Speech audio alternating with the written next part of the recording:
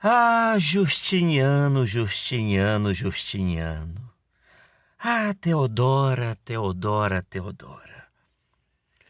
Quando eu me lembro desses nomes, imediatamente me vem uma arte extremamente pautada na lei da frontalidade. Uma arte carregada de uma religiosidade extremamente plena. Uma arte recheada de ícones bizantinos. Ah, Igreja de Santa Sofia.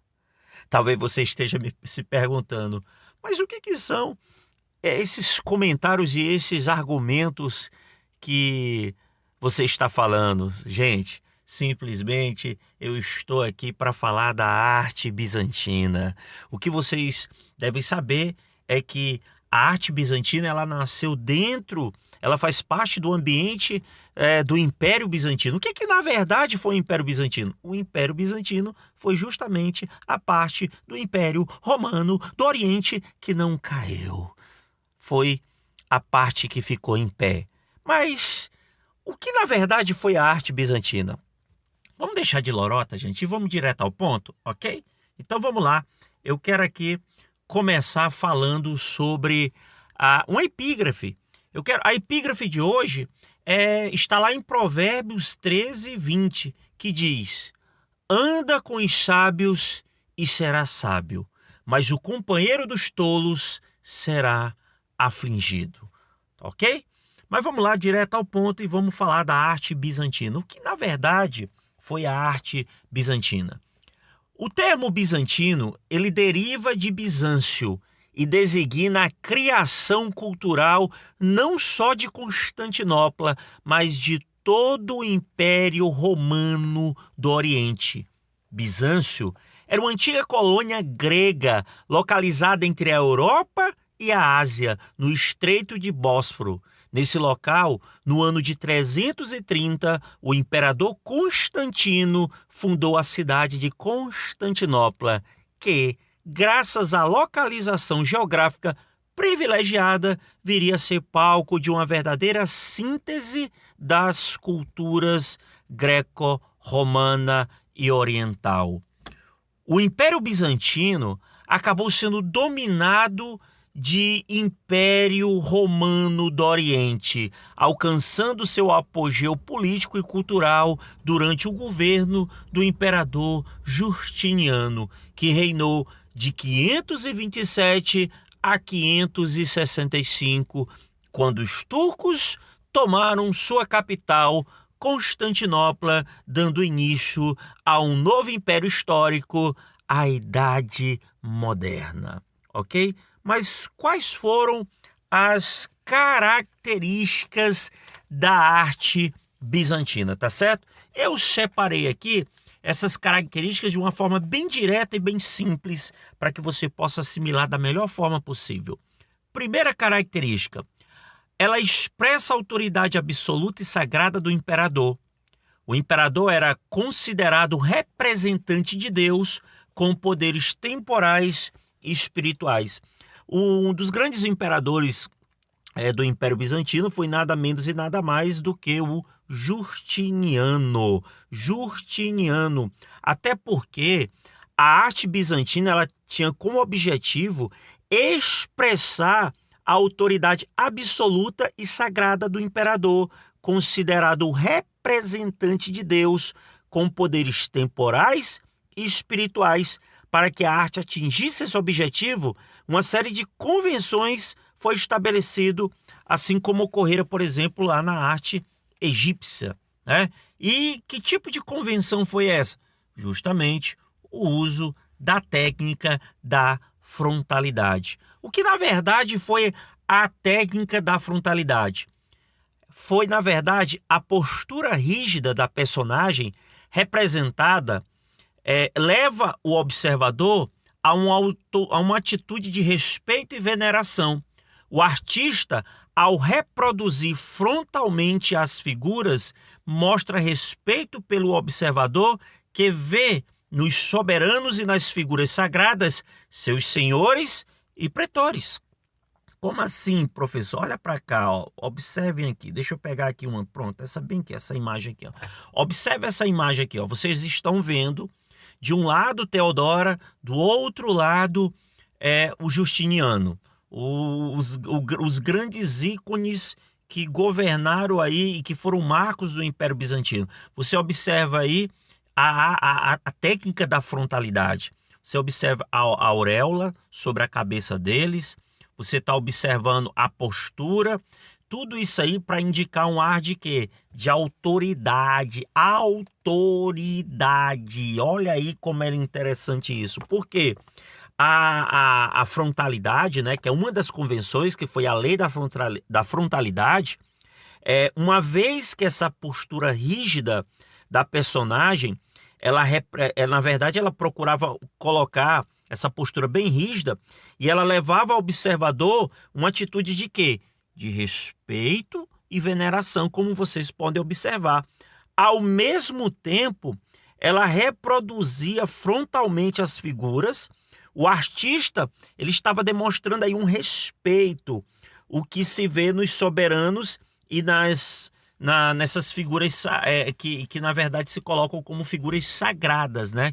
Então você pode observar que é bem nítido essa técnica da frontalidade. Na verdade, quando você estiver tirando aquela foto 3x4, aquela foto 5x5 de passaporte, aquilo ali na verdade é um legado, né? É uma herança da arte da frontalidade. Embora muitas pessoas dizem, foto 3x4 me deixa feio, nem parece comigo, eu até corro desse formato foto 3x4, né? Muito bem. Outra característica também é o uso de mosaicos, que consiste na colocação lado a lado de pequenos pedaços de pedra diferentes sobre uma superfície de gesso ou argamassa, né? Vocês estão observando aqui, por exemplo, nessa outra ilustração, ó, você está vendo aí o uso de mosaicos, pequenos vidros, né, coloridos, que que eles vão se juntando e ganhando uma forma e que vai representando justamente uma ideia daquilo que se propunha passar. Aqui, mais uma vez, vocês estão vendo aí o Justiniano e a Teodora, né? Mais uma vez, passando aquele ar de autoridade, devido ao imperador ser aquela representação de Deus, enfim, tá certo? Outra característica que você pode ver aqui também, vamos aqui, pronto, tirando isso aqui, é o uso de ícones bizantinos, que são quadros que representam figuras sagradas como Jesus Cristo, a Virgem, os apóstolos, santos e mártires. Então, uma das características muito fortes estão associadas a representar os ícones, né? O que é o ícone? O ícone são as imagens, né? Vocês vão ver aqui, ó, por exemplo, ó, deixa eu passando aqui para vocês observar, ó, tanta ilustração aqui, ó, por exemplo. Aqui é um ícone bizantino. Vocês estão vendo aí a imagem de Jesus Cristo, né? Então, geralmente as pinturas, na verdade a arte, né, com o uso dos mosaicos, eles procuravam justamente representar esses mártires, os santos, apóstolos, mais uma vez aí mostrando a questão da religiosidade como uma característica muito presente na arte bizantina, né, como vocês podem observar, ok? E outra característica é o uso da têmpera na pintura, que é o uso de pigmentos de goma orgânica que geravam uma superfície brilhante e luminosa. E como vocês podem observar aqui, olha aqui, ó, você viu aqui, ó, você vê que você observa que, na verdade, a própria a gema, né, do ovo, ela gerava justamente essa tonalidade, como vocês estão vendo aí, essa cor bem amarelada que chama bem a atenção. Isso faz parte justamente de uma das características da arte bizantina, beleza? Continuando. O uso da encáustica na pintura, que na verdade era o que? Era uma técnica, né, que você diluía os pigmentos em cera aquecida e derretida no momento da aplicação, gerando uma aparência semifosca. Então, daí gerava esse contraste entre uma superfície luminosa e brilhante e uma aparência semifosca. E tinha também uma outra característica, que é o caráter majestoso na arquitetura. Exemplo é a Basílica de Santa Sofia. E Outra característica que é uma arte cristã, porque ela expressa a mentalidade do cristianismo. Então aqui você pode observar que são as características da arte bizantina. Então vocês estão vendo aqui, ó, a questão da lei da frontalidade, né? Porque que passa esse caráter de autoridade para o observador. Tá vendo aqui, ó, a representação de Justiniano, a questão do uso dos mosaicos também, que vocês estão observando aí, ó, esses pequenos pedaços de vidro colorido que juntos geravam uma forma e que geralmente representavam os mártires também, na verdade a questão das imagens cristãs, né? Aqui você pode ver aqui mais uma obra da arte do Império Bizantino, da arte bizantina, na verdade. Você vê aí esse colorismo, né, que faz parte justamente desse trabalho. Aqui aquele trabalho que eu mostrei agora há pouco também. Vocês estão vendo aqui a questão das catacumbas. Olha aí como é que é interessante. Por quê? Olha como é que é interessante. Porque o início do cristianismo ele foi marcado por uma série de perseguições aos cristãos, né? Vocês sabem disso. Em virtude, então, dessas perseguições, os primeiros cristãos de Roma, eles enterravam seus mártires, ou seja, essas pessoas que morreram em defesa de sua fé, em defesa do cristianismo, em galerias subterrâneas. Essas galerias subterrâneas eram chamadas de catacumbas, como vocês estão vendo aí, ó. Assim, nas paredes e nos tetos dessas galerias ou catacumbas, foram registradas as primeiras manifestações da pintura cristã, como você pode observar aí, ó. Em princípio, essas pinturas, elas limitavam-se à representação de símbolos cristãos, como a cruz e a palma. Mais tarde, elas começaram a aparecer cenas do Antigo e do Novo Testamento. É importante notar que essa arte cristã primitiva não era executada por grandes artistas, mas por homens do povo que eram convertidos, ou seja, pessoas que tinham sido convertidas ao cristianismo. Daí sua forma ser rude, às vezes grosseira e, sobretudo, muito simples, né? E aí, com o tempo, as perseguições aos cristãos foram diminuindo, até que em 313 o imperador Constantino, ele converteu-se ao cristianismo e autorizou o seu culto.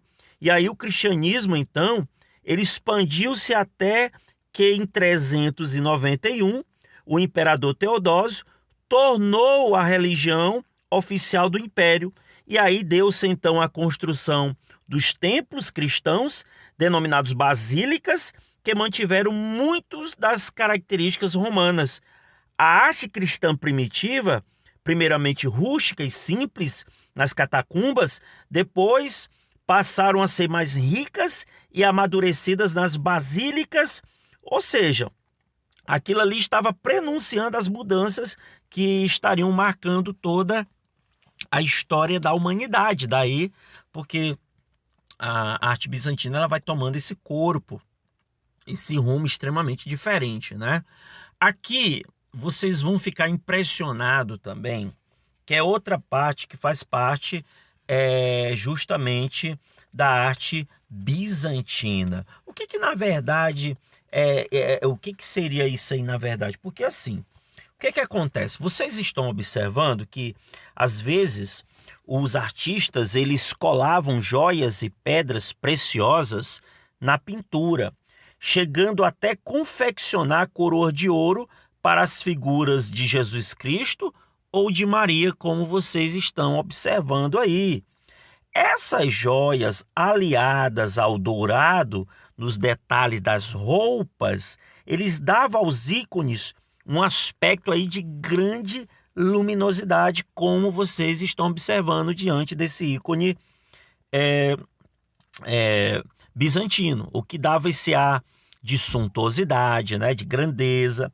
Em geral, os ícones eram venerados nas igrejas, mas não raro eram encontrados nos oratórios familiares, uma vez que se tornaram populares entre muitos povos, mantendo-se por muito tempo como expressão artística e religiosa.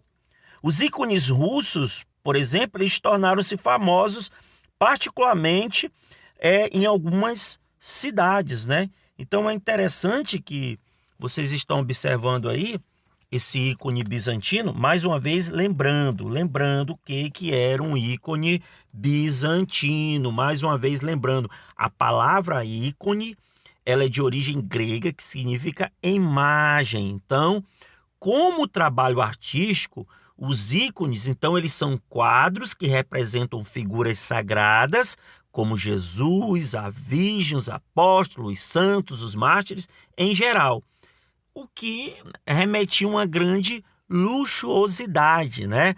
E na representação desses ícones, era utilizado justamente aquelas duas técnicas que eu mencionei, que é a técnica da têmpera ou da encáustica, né? Que gerava um efeito de luxo e de riqueza.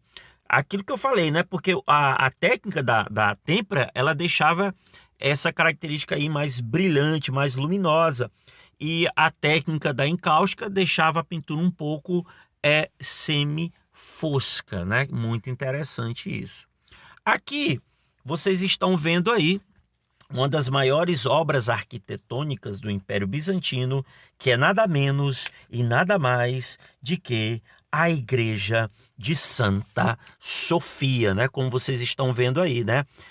Esse caráter majestoso da arte bizantina, vocês podem observar que é extremamente visível na Igreja de Santa Sofia, que a partir de 1935 ela tornou-se o Museu de Santa Sofia, né? Na verdade, a Basílica de Santa Sofia tornou-se o Museu de Santa Sofia, né? Muito interessante.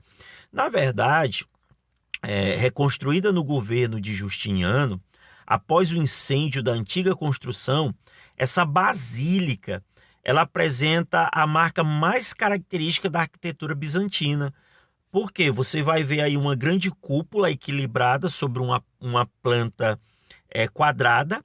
A cúpula ela é formada por 4 arcos e ampliada por 2 absides. O que é o abside? É um recinto de teto abobodado com planta semicircular ou poligonal situado na extremidade de uma construção. Como vocês podem observar aqui, ó, é justamente isso. Como você está vendo aí a parte interna da Igreja de Santa Sofia. Vocês estão vendo aí justamente essa abóboda, essa planta, essa área extremamente semicircular, né? Na verdade, essa nave central ela é circundada por colunas com capitéis detalhadamente trabalhados que lembram aqueles capitéis com muitos detalhes coríntios lá da arte grega, né? Tudo bem. O revestimento de mármore e mosaicos e a sucessão de janelas e arco, ela cria um espaço, na verdade, um espaço interno de grande beleza, né? Como vocês estão vendo aqui, ó. Olha aí, ó. Que coisa majestosa, né? Então, ela passava todo um aspecto assim majestoso, de suntuosidade, né? Então, aqui vocês estão vendo a grandeza da Igreja de Santa Sofia, que é uma das referências aí, ó, da arte bizantina, né? Vocês estão vendo aí justamente essas tonalidades aí, principalmente com esse brilho extremamente forte, como vocês estão vendo aí na pintura da arte, ou melhor, da arquitetura da arte bizantina, tá? E aqui eu separei um pouco da Igreja de Santa Sofia de São Paulo, né? A Igreja de Santa Sofia de São Paulo. Porque entre os anos de 1934 e 39, foi construída na cidade de São Paulo uma República da Basílica de Santa Sofia. Essa igreja é a sede do arcebispado da Igreja Ortodoxa do Brasil. Entre os vários aspectos de sua arquitetura e pintura que chamam a atenção do observador, destaca-se a grande cúpula central, com semicúpulas, que dão amplitude ao espaço interno, e o iconostásio, que é o painel com os ícones, considerado o mais belo da América Latina. Vocês vão ver agora de mais perto. Olha aí, ó. Vocês estão vendo aí? Vocês estão vendo? É como se fosse, entre aspas, uma miniatura lá da igreja de Santa Sofia do Império Bizantino, né? Vocês estão vendo aí a cúpula central, a abóboda, ou seja, ela chama muita atenção do observador, né? A sua arquitetura, né? Você observa aqui também, olha aqui, ó, muito bem, ó, a parte interna, extremamente chama muita atenção a questão dos ícones, dos ícones bizantinos que são presentes. Na verdade, os ícones inspirados lá nos ícones bizantinos, né? Você observa aqui, ó, de mais perto aqui, ó, também, ó, olha aí, ó. Você vê que a religiosidade ela é um traço extremamente marcante da arte bizantina, tá? Então vocês estão vendo aí, deleitem-se com estas arte bizantina, tá? E aí, gente, tá aí. Vamos para o resumo da nossa aula, tá bom? Em resumo, a arte bizantina, ela era uma arte que tinha um caráter extremamente majestoso, que demonstra poder e riqueza, tinha uma ligação direta com a religião católica, tinha uma demonstração clara da autoridade do imperador ao considerá-lo sagrado e a questão da técnica ou a lei da frontalidade, que era uma representação das figuras em posição frontal e rígida, justamente para passar um ar de autoridade. Tá certo, gente? Então tá aí. Essa foi a nossa aula sobre a arte do Império Bizantino, a arte bizantina, tá? Se esse conteúdo ele foi importante para você, se ele contribuiu, por favor, compartilha, se inscreve no canal, deixa um comentário e até a próxima. Também você deu a dica aí de alguma aula que você queira que a gente aqui possa trabalhar para compartilhar conteúdo no nosso canal, tá bom? Então, que Deus abençoe cada um de vocês e até a próxima.